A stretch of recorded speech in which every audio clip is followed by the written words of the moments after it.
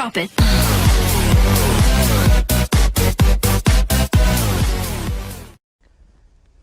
विराट जी, आपका तो नाम भी विराट और काम भी विराट। नमस्कार आप सर। दुबई में से आज समय निकाला और वहां तो ये खेल आपका बड़ा तनावपूर्ण रहता है, उसमें भी आपने और अपनी भागदौड़ भरी जिंदगी में अभी जो फिटनेस रूटीन फॉलो करते हैं,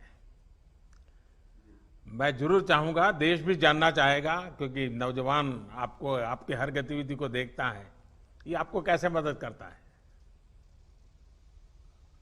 पहली बात तो बहुत बहुत धन्यवाद सर, यहाँ पे हम सबको बुलाने के लिए। एक सब लोगों ने फिट इंडिया मूवमेंट के बारे में बात करी और इसके फायदे, इसके लाभ हमको रोज अपनी डेली लाइफ में किसी ना किसी तरीके से दिखते हैं। सबने अपने एक्सपीरियंसेस बताए।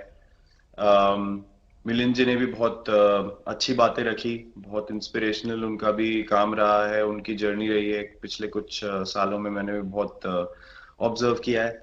और मेरे खुद के एक्सपीरियंस में सर एक ट्रांजिशन एक्सपीरियंस करने को मिला मुझे कि जिस जिस पीढ़ी में हम खेलना शुरू हुए और जो उस समय खेल की हमारी डिमांड्स थी, वो बहुत तेजी से बदली एक समय के बाद। और मुझे ये एक्सपीरियंस हुआ कि जो एक हमारा सिस्टम बन चुका था, हमारा एक रूटीन बन चुका था, वो हमारे खेल के डिमांड्स के लिए सही नहीं था और उसे बदलना जरूरी था, क्योंकि हमारा खेल बहुत तेजी से आगे बढ़ रहा था और मुझे ऐसा महसूस हुआ कि हम कुछ फिटनेस के पॉइंट ऑफ व्यू से पीछे छूट जा रहे थे। हमारी स्किल में कभी कोई प्रॉब्लम नहीं थी। तो एक स्वामी जी ने भी बात रखी, आपने भी बात करी, मिलिंद जी ने भी पहले बताया, एक जो सेल्फ रियलाइजेशन की बात है कि आपको खुद से रियलाइज हो कि मुझे क्या बदलना है अपने अंदर।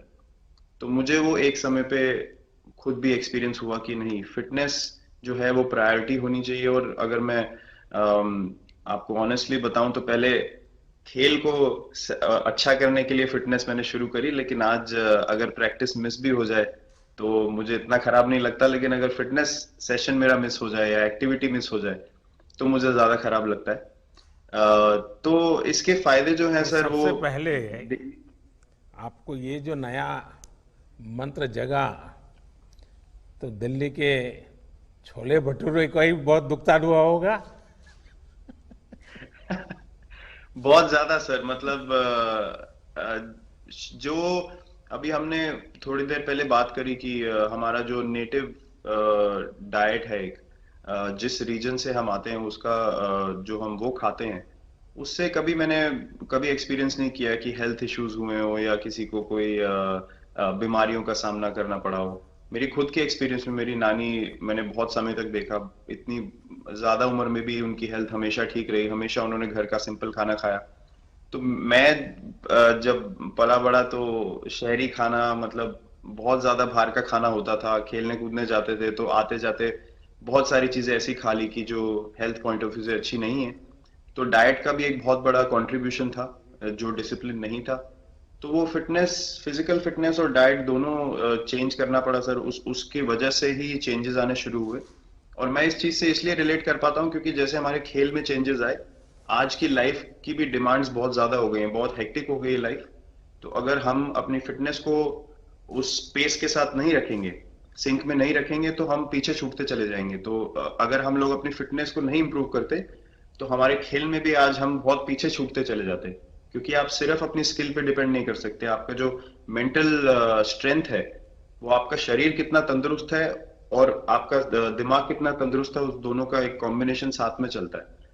तो अगर मेरा शरीर सपोर्ट नहीं कर रहा है जो मेरा दिमाग सोच रहा है, तो मैं जो करना चाहता हूँ मैं नहीं कर पाऊंगा।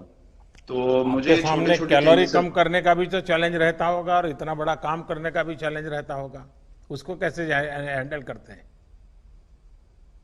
सर मैंने अभी जो अपने अनुभव में मैंने ये चीज एक्सपीरियंस करी है, वो ये है कि खाने के बीच में समय देना बहुत जरूरी है।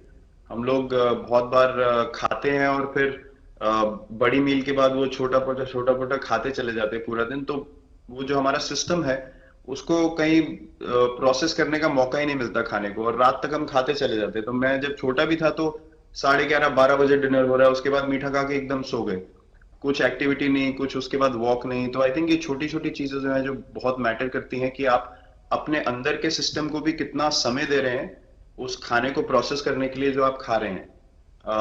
तो उसके लिए अवेयरनेस बहुत जरूरी है कि आप किस वजह से कर रहे हैं। आप अपने आप को ओवरऑल फिट रखने के लिए कर रहे हैं या फिर सिर्फ वेट लॉस के लिए कर रहे हैं, जैसे अभी रुजुता जी ने बोला। तो प्रायोरिटी बहुत जरूरी है अपने दिमाग में कि आप आपकी इंटेंशन ठीक होनी चाहिए, फिर अकॉर्डिंगली आपके रिजल्ट्स भी वैसे ही आएंगे बाहर। मैंने सुना है कि इन दिनों टीम के लिए एक योयो टेस्ट हो रहा है। क्या ये कैप्टन को भी ये योयो टेस्ट करवाना पड़ता है कि आपको छुट्टी होती है? और योयो टेस्ट होता क्या है? क्या क्या क्या करना पड़ता है?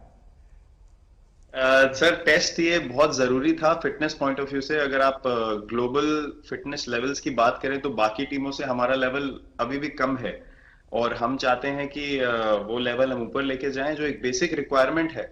आज की डेट में हम लोग फोकस करते हैं कि जैसे T20 मैच हो गया या वनडे मैच हो गया, वो एक दिन में खत्म हो जाता है।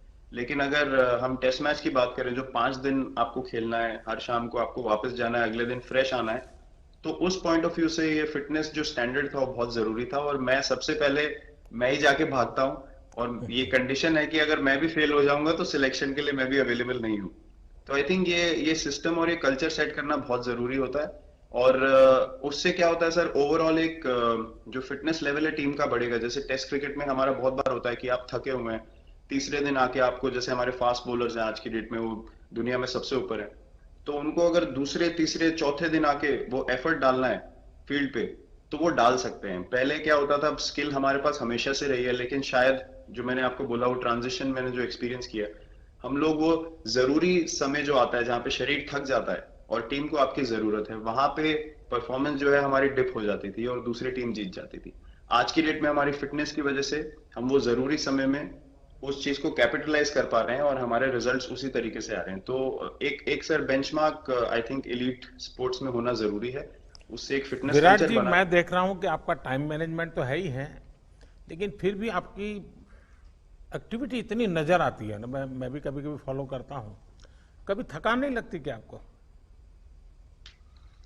सर थकान अगर मैं ऑनेस्टली आपको बोलूं, थकान हर किसी को होती है। अगर आप फिजिकल एफर्ट करेंगे तो थकान होगी, लेकिन अगर आपका लाइफस्टाइल अच्छा है, अगर आप खा अच्छा रहे हैं, अगर आप फिटनेस रेगुलरली कर रहे हैं, आपकी रिकवरी अच्छी है, तो आपकी स्लीप अच्छी है, स्लीप पैटर्न्स अच्छे हैं, तो आपकी रिकवरी तेज होगी। तो अगर मैं थक रहा हूं और 1 मिनट में मैं दोबारा रेडी हो जा रहा हूं, तो वो मेरा प्लस पॉइंट है। तो आई थिंक वो मैंने एक चीज एक्सपीरियंस करी जो बहुत जरूरी हो जाती है। आपका ओवरऑल लाइफस्टाइल कैसा है उसके ऊपर बहुत डिपेंड करता है। विराट जी, बहुत अच्छा लगा मुझे। और मैं आपको, अनुष्का जी को और आपके दोनों के परिवार को निकट भविष्य की शुभ घड़ी के लिए बहुत बहुत शुभकामनाएं देता हूं। धन्यवाद sir, thank you so much.